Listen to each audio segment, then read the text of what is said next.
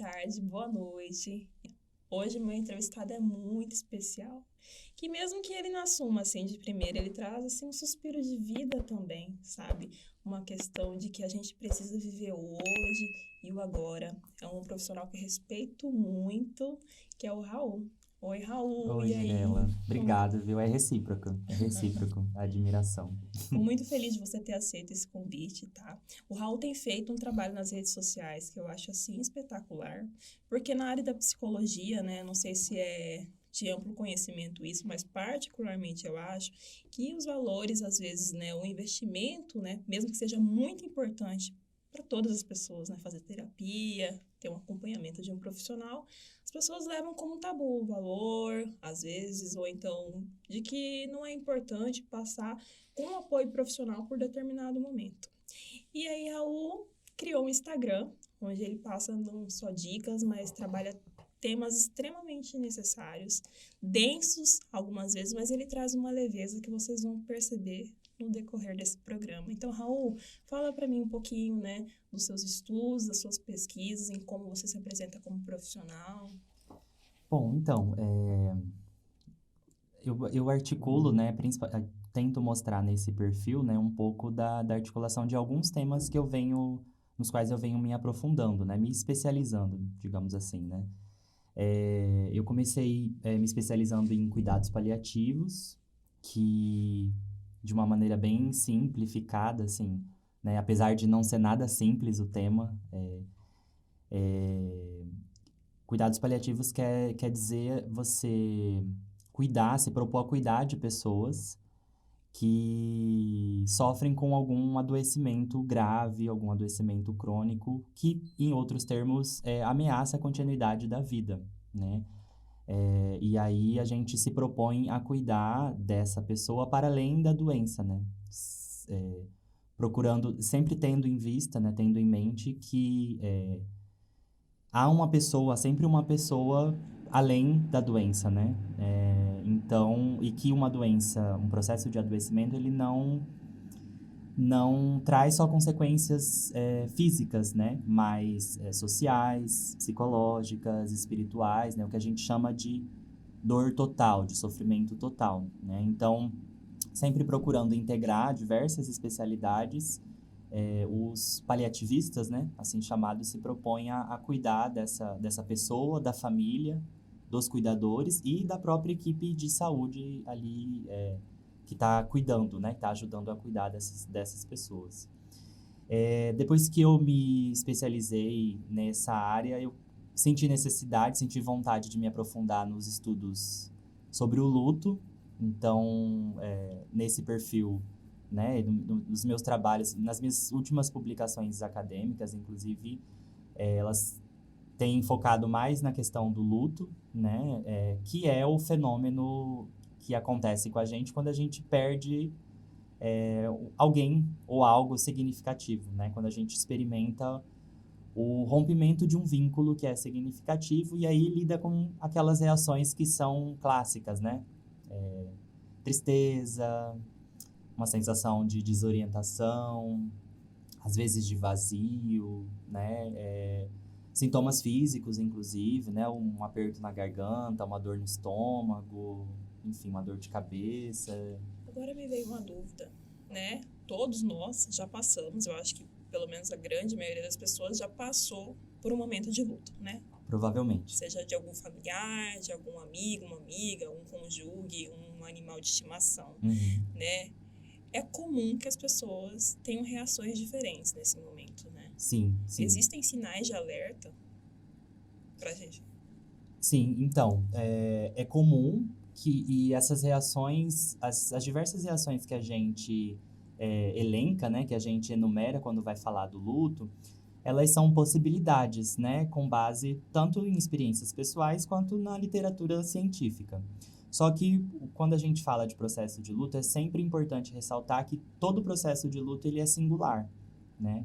Ele é universal no sentido que você falou, né, que é um fenômeno inerentemente humano, mas ele é singular porque ele é atravessado, ele é influenciado por diversos fatores, né? Provavelmente, você já passou por um processo de luto, mas talvez não tenha nem nomeado isso como um processo de luto, porque às vezes a gente consegue lidar com ele, a gente integra isso na própria vida de uma maneira natural, né? Alguns processos de luto se complicam. A gente diz que esse curso de integração, de adaptação, por diversos fatores, pode eventualmente se complicar e se agravar, né? No sentido, assim, de persistir, né, por bastante tempo e por apresentar sintomas, né? Apresentar, não gosto de chamar de sintomas, né, porque é ligado à doença, mas de apresentar reações um tanto exageradas, que eventualmente dificultam a nossa funcionalidade, o nosso engajamento na vida, né? Então, se, por exemplo, a gente não está conseguindo mais obter prazer em atividades que antes eram prazerosas, né? Se sente dificuldade para trabalhar, ou então para estudar, para se concentrar né, nas mais diversas atividades diárias, uma dificuldade de aceitar a realidade da perda, né? E de, por exemplo, não conseguir ver a própria vida caminhando, digamos assim, né? Adaptada a essa nova realidade, sem aquela pessoa, né, falecida, enfim, são alguns dos sinais de alerta, né, de que alguma coisa possa estar dificultando esse processo de adaptação. Uhum. O luto pode ser um sentimento que, se não pela morte, ou é só quando alguém morre? Ele pode. Inclusive, existe um termo específico, né, para os lutos que a gente chama de não autorizados, ou de não legitimados, ou de não reconhecidos. Como, por exemplo, o da aposentadoria, ou da perda de um animal de estimação muito querido, né, ou do término de um relacionamento, ou muitas vezes de um aborto, né, ou da perda de um recém-nascido, enfim. A gente chama esses exemplos, né, essas situações de lutos não reconhecidos, porque por muitas vezes o enlutado, né, a pessoa que passa por essas perdas, ele experimenta, né, não é sempre, mas é comum, né, não é raro experimentar um certo tipo de desconsideração do processo, né? De não encontrar validação social para a dor, para os sentimentos envolvidos ali naquela transição, né?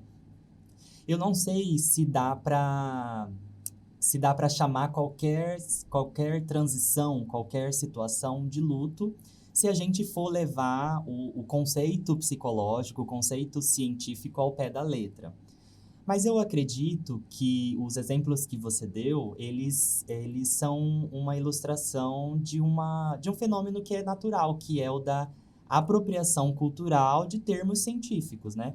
Tem diversos termos, diversos conceitos da psicologia e de outras ciências que são apropriados, né? E que nem sempre guardam uma exatidão, uma fidedignidade com o processo, com a definição científica.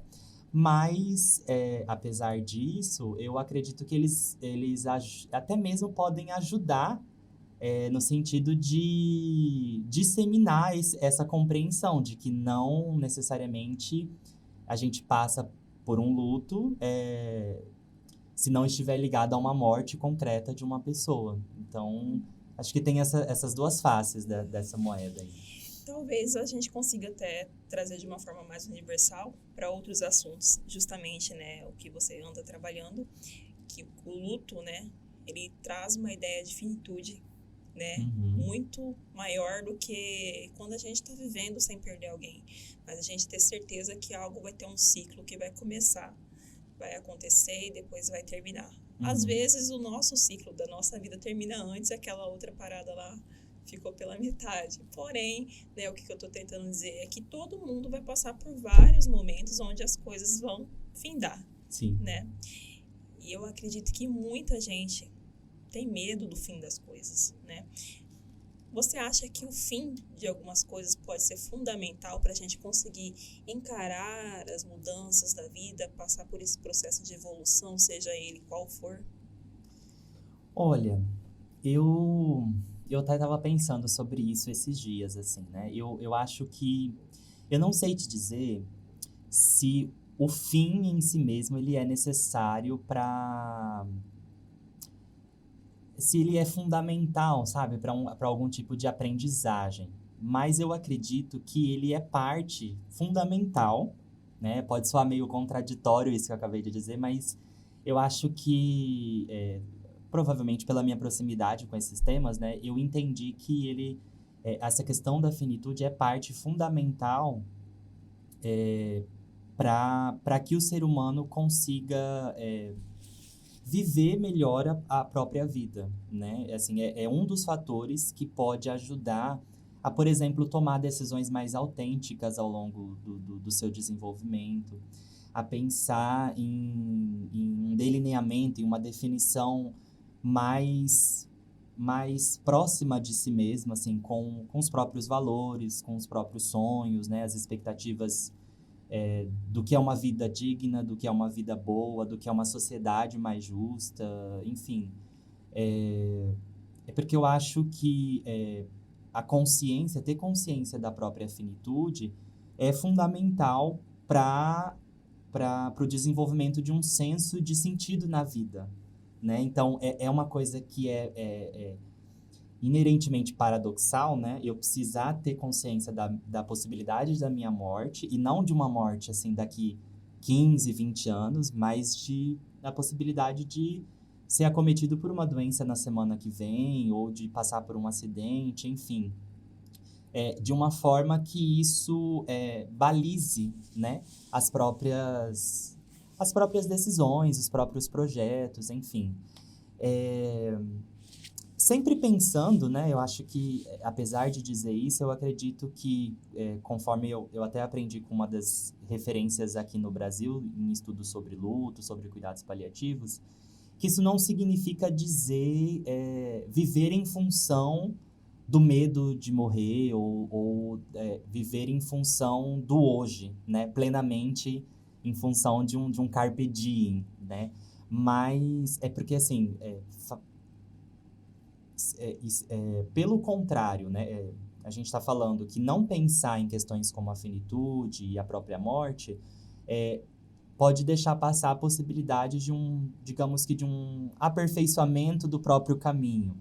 Mas também se ater única e exclusivamente nessa possibilidade, no medo de perder a própria vida, também é um certo tipo de paralisia, né? Então, eu acho que o que a gente pode tentar buscar em alguma medida é justamente o equilíbrio disso, né? De tentar viver construindo planos, construindo projetos, enfim, mas sem esquecer da própria mortalidade, da própria finitude, né? Que, como você falou, às vezes a gente só se lembra quando acontece alguma coisa, quando a gente perde alguém ou alguma coisa muito, né? Enfim, de uma forma às vezes até traumática. Sim, pensando assim nas minhas experiências pessoais, né, e eu comecei a ter consciência disso depois de acompanhar alguns conteúdos que você publicou, porque não é um tema que eu acho que a gente está lendo em todos os lugares. As pessoas não gostam de falar sobre o luto, sobre o fim das coisas. Elas sabem que pode existir, mas parece que elas têm uma resistência, uma superstição, não sei, em falar sobre esse assunto. Porém, acompanhando seus conteúdos, para mim, alguns lutos que sejam de pessoas queridas que faleceram, como momentos que eu realmente achei que sentiria falta, né? E a gente fala muito isso na maternidade, né? Porque acaba que você precisa sim, né, deixar morrer parte sua para dar vida a um outro estilo de vida, principalmente quando você é uma mãe presente, tá ali. Então, é um processo de luto de personalidade. No puerpério, foi um dos momentos mais difíceis que eu passei na minha vida, assim, porque a gente chega num momento de invisibilidade, porque você precisa ser mais que 100% para aquele ser vivo, para aquela criança, o mesmo pai presente. Parece que falta, porque é um ser vivo começando a vida que é totalmente dependente. Então, eu falei assim, eu não sei se eu sei lidar com a dependência, né? E quando você tem um filho, você sabe que ele é direta ou indiretamente também dependente das suas emoções, de como você está levando a vida. As pessoas falam muito de alimentação, de exemplo de vida, mas as emoções, né, que é o que a gente não está falando só de forma clara todo o tempo, Uhum. também contam, né? Se eu estou muito triste, se eu estou muito feliz, se eu estou curiosa. Todo aquele ser humano já pequeno já sente isso. Talvez a psicologia até consiga explicar melhor do que eu sobre, né? Sim, inclusive achei muito interessante você falar sobre isso, porque dá para voltar no tema do luto, assim, porque eu concordo com você que uma das questões da parentalidade, né, não só da maternidade, mas da parentalidade, é de você servir como um modelo, né, como um exemplo de regulação emocional, por exemplo, né, de como que você, como adulto, né, é, nem sempre como adulto, né, mas assim, que você como pai ou como mãe, lida com as próprias emoções, com os próprios sentimentos, né, seja lidando com a criação daquele outro ser vivo ou não, né? E aí, isso no campo da psicologia, especificamente na área dos estudos sobre o luto, é histórico, porque um dos primeiros estudos, né, voltados não especificamente para o luto, mas que contribuíram muito para o entendimento do processo de luto, foi da relação com a mãe e o bebê. Porque existe uma coisa que a gente chama de relação de apego, o vínculo, os estilos de apego. E aí, eu não vou me aprofundar nisso agora, mas a forma como a gente estabelece relações e vínculos, né, os nossos estilos de apego com outros seres humanos, ela começa na mais tenra infância, né, na nossa mais nos primeiros anos, né? Com os pais, né? Com a mãe, com os pais, enfim, com os cuidadores, na verdade, né? Não só nesse lugar, não só nesse lugar da mãe.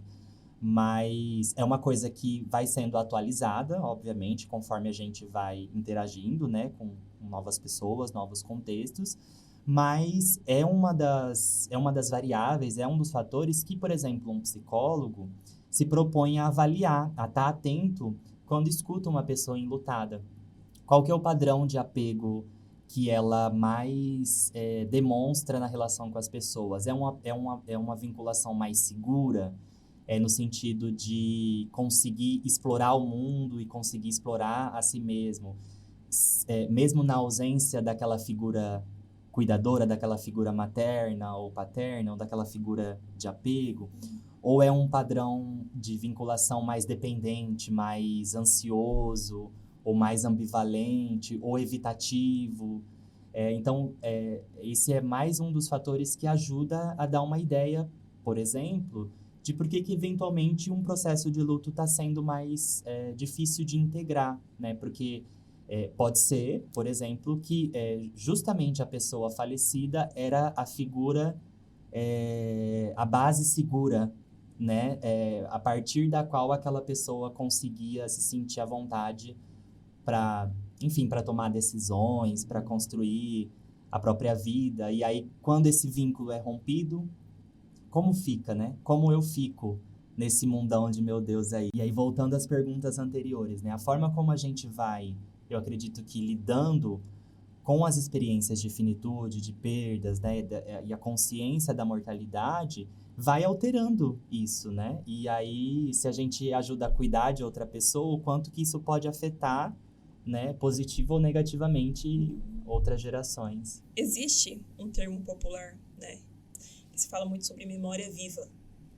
Memória Sim. viva, essa pessoa que está viva ainda é a memória viva da história de Cuiabá, de Mato Grosso, do Brasil. Então, eu tenho várias memórias, é muito vivo na minha cabeça. Uhum. Então, eu acredito que parte da nossa mente, né, cultive o tempo, ou pessoas, lugares, momentos com vida, né?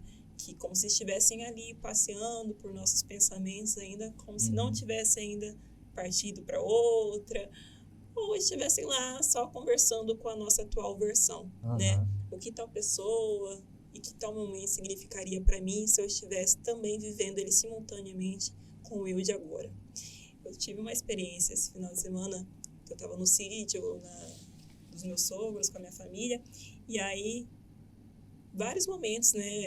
Principalmente meu sogro, ele sempre fala muito da vida, do passado dele, como se fosse algo muito recente, né? Porque é algo que parece que o tempo não passou.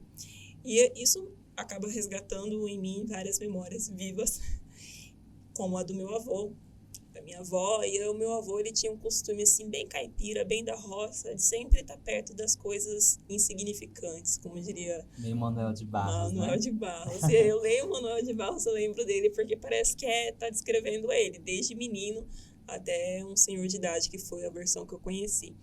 E ele sempre, quando eu era bem pequenininha, já era uma metralhadora de fazer perguntas, já estava tendenciada para jornalismo, e aí eu perguntava coisas muito óbvias para ele. E ele me respondia não necessariamente de forma óbvia, ele trazia o lúdico, assim, sobre o tipo do canto dos passarinhos ser diferente, porque cada um trazia uma novidade, cada um tinha um sotaque, né? Sobre ele interpretar tempo, o que viria depois, determinada posição do sol, da lua, das nuvens. Então, aquilo, mesmo que meu avô não esteja mais aqui, tenha muitos anos, parece que eu converso com ele dentro da minha cabeça, sabe? Até hoje eu pergunto a opinião dele sobre alguma memória que eu faça pesquisa, a referência lá, e é como se ele estivesse convivendo com parte de mim. Sim. Né? Não sei se isso é comum, mas se for, eu vou me sentir um pouco menos maluca. Nossa, é comum e totalmente compreensível, assim, né? Isso é o que em psicologia a gente chama de vínculos continuados, assim. E é um pouco do que outro dia até publiquei no meu perfil profissional um tweet falando sobre um pouco disso, assim, que luto tem a ver com a perda de uma pessoa que leva um pouco de você, mas que também deixa alguma coisa dela com você, né? Então, a gente sempre tem que pensar o luto nesse aspecto relacional, né? Mas não de um rompimento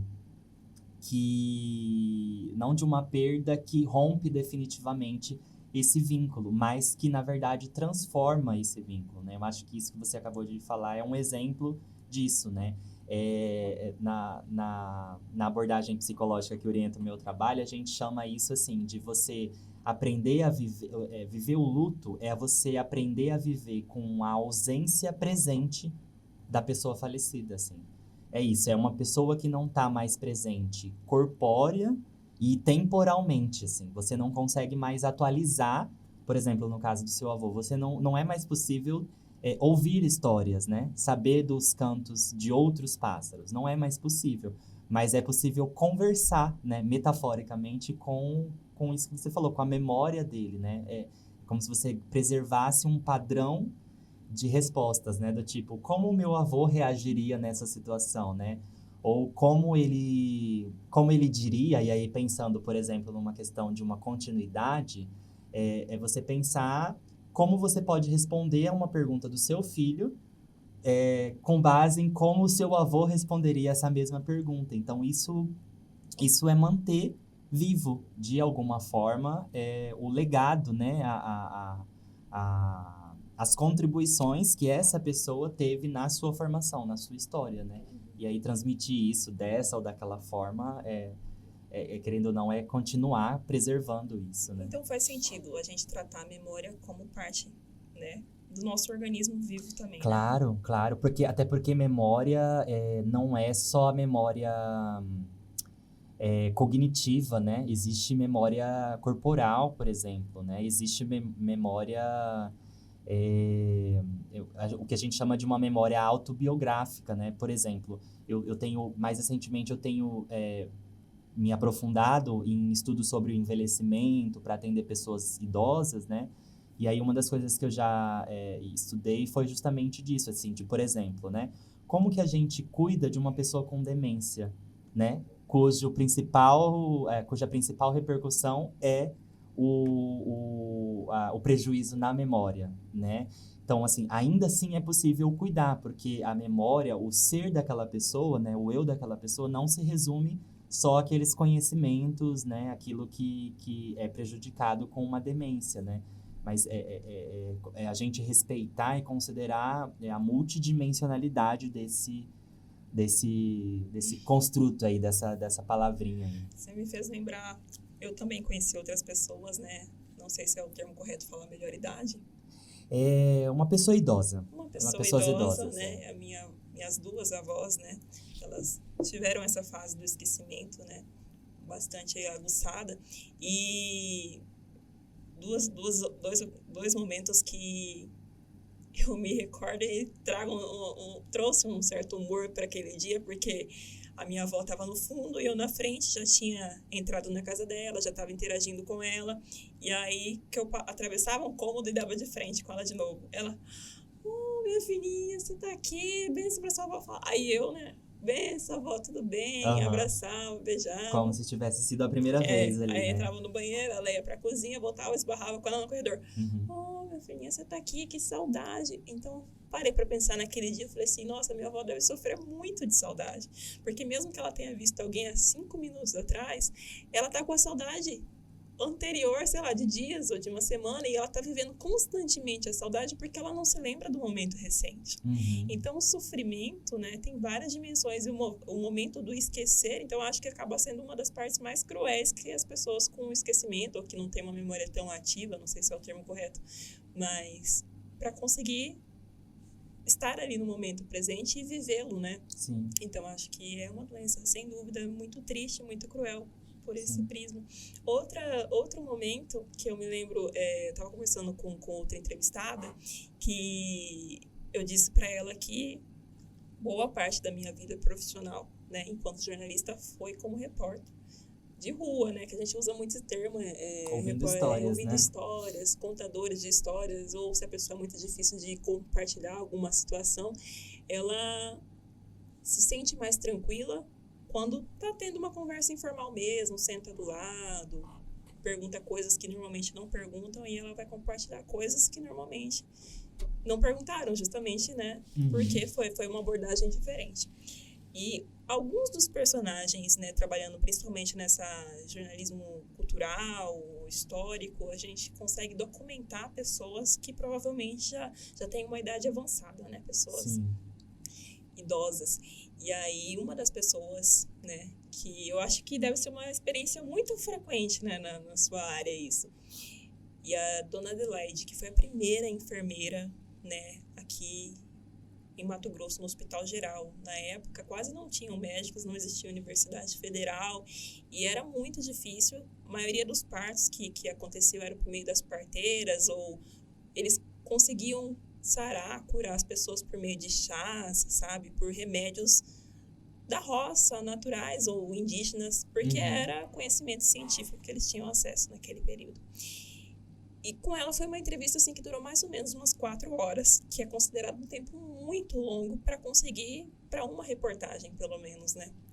E aí eu conversando com ela, fiz perguntas assim, ela me contava como se ela estivesse vivendo ontem, com riqueza em detalhes, que a cuidadora dela, né, a secretária naquele momento do lar estava ali, falou assim, nossa, ela nunca me falou aquilo, mas parecia que era outra pessoa, parecia que era até tipo 30 anos mais jovem, porque parece que ela voltou no tempo e não importa o corpo que ela estivesse ali naquele momento, a memória dela era daquele momento e ela descrevia como se estivesse vivendo há 30, 40 anos atrás. Então foi uma experiência muito forte, né, para algumas pessoas que acreditam também na espiritualidade, poderia dizer que, assim, nossa, aquilo foi muito espiritual, dela lembrar da paciente, do nome, do que ela deu, quem aconselhou ela a pegar, com quem ela trabalhou naquele momento. E aí perguntava alguma coisa recente, alguém da casa dela perguntava alguma coisa recente, ela não sabia muito bem responder, onde estava, o que compartilhar. E falando sobre memória viva, sobre personagens históricos, inclusive, né, Dona Adelaide doou todo o arquivo pessoal da vida dela, né, casamento, família, atendimento em hospital, para o arquivo público. Então, assim, porque se entrevistando, conversando com ela, ela narrando experiências, a gente já teve que fazer uma pesquisa longa sobre alguns temas, né, até para ver, justamente para uma pessoa que está vivendo por um momento, né, de doença, né, conversando com os familiares dela, ela falou assim, nossa, a gente não sabe realmente o que é real ou que ela ouviu, porque as memórias já se confundiram. Mas, conversando com a Dona Adelaide, depois eu fui checar todas as informações que ela me deu e tudo batia, era tudo perfeito. Ela realmente se lembrou de tudo. E ainda bem que eu tive essa oportunidade, né?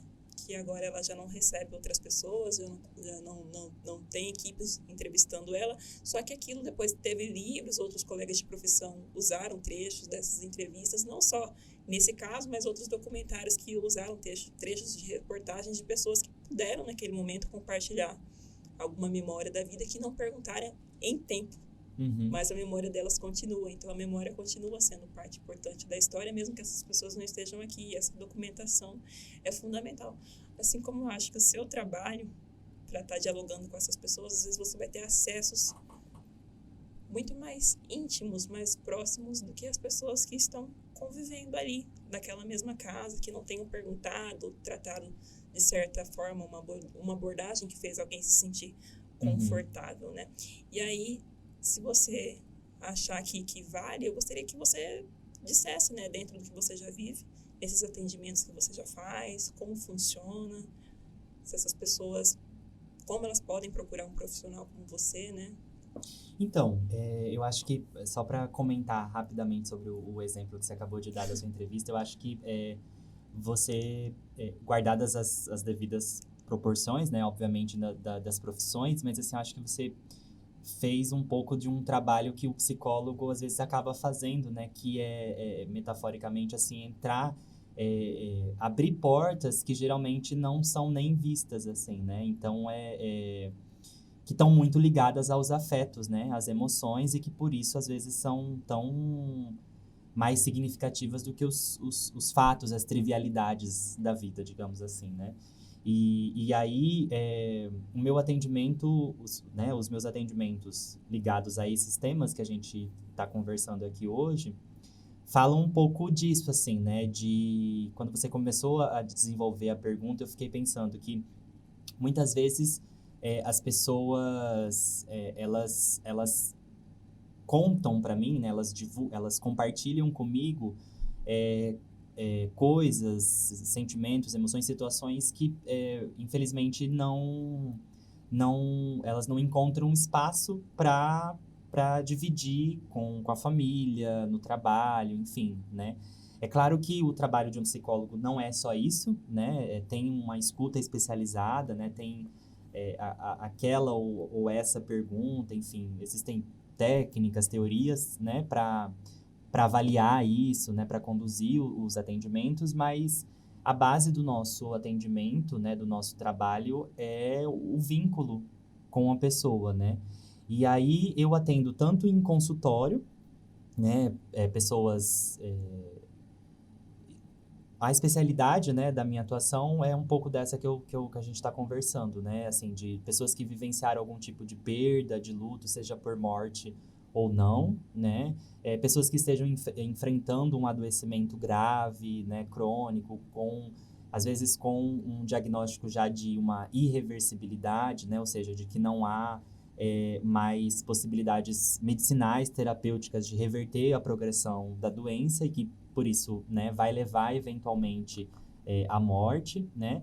E aí, até por conta disso, né, pensando nessa área, eu também oferto os atendimentos domiciliares, né? Tanto para pessoas que estejam adoecidas, né? E as famílias que cuidam delas, como também para pessoas idosas, assim. Eu senti essa necessidade, até porque os cuidados paliativos conversam muito com a geriatria, com a área da geriatria, né, que é a medicina, né, a geriatria, a gerontologia, que é a área que está voltada para o envelhecimento humano. E aí, pensando na possibilidade das pessoas idosas que não saem de casa ou que não querem sair de casa, né? Então, eu acredito que sair um pouco do setting, né, do enquadre tradicional do consultório e disponibilizar a oferta de cuidado em saúde mental para as pessoas que não podem ou que não querem se deslocar, né, até um consultório, uma clínica, enfim. Perfeito. Bom, a gente trouxe aqui vários temas, né? Foi muito bom estar com você, Raul. Obrigado, Agradeço de verdade mesmo. você ter aceito esse desafio, né? Que tá sendo um dos meus primeiros entrevistados. Aí a gente trouxe memória, luto, sentimento de finitude, mudanças, coisas que são extremamente relevantes para a gente conseguir compreender, né, nosso estilo de vida, né? E como nós queremos continuar nos portando no decorrer do tempo. Então é isso. Se quiser passar mais alguma mensagem, fica à Não, vontade. acho que só para finalizar, é isso que você bem colocou. Eu agradeço pela oportunidade, né? Porque antes da gravação a gente estava falando, né, sobre... a Mirella comentou um pouquinho sobre o meu perfil e ela fez uma análise que eu não tinha nem parado para pensar, né, do papel desse perfil, da possibilidade, né, do impacto desse perfil na vida das pessoas, enfim, sejam pacientes ou não. E eu acredito que espaços como esse, né, como o seu trabalho aqui, é mais, né, uma oportunidade de, não de desmistificar, mas de a gente possibilitar conversas francas sobre esses assuntos, né, para os quais a gente não encontra... às vezes a gente tem necessidade, mas não encontra espaço seguro, confortável, né, e para falar. Então, é sempre válido receber esses convites e agradeço pela oportunidade. Obrigado. Obrigada.